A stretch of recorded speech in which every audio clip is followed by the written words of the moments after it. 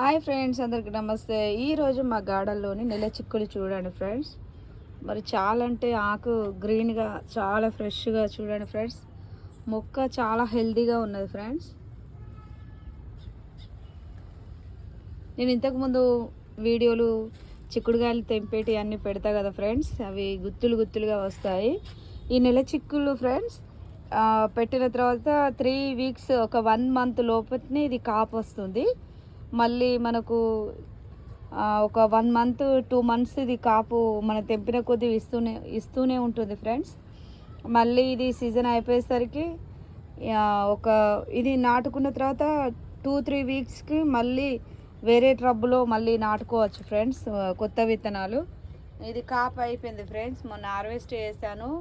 ఇట్లా దాని కొమ్మలన్నీ కట్ చేశాను, కానీ అక్కడక్కడ పోతుంది. అది అయిపోయినట్టే ఫ్రెండ్స్. అది మొక్క తీసేసుకొని అలా మళ్ళీ ఇంకా కొత్త మొక్క నాటచ్చు.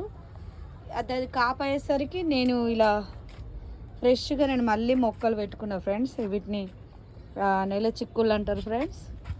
ఇలా ట్రబ్బులో పెట్టుకుంటాను ఫ్రెండ్స్. ఒక 5-6 ట్రబ్బుల్లో వేసుకుంటాను ఫ్రెండ్స్, ఇలా చిన్న చిన్న ట్రబ్బులలో కూడా.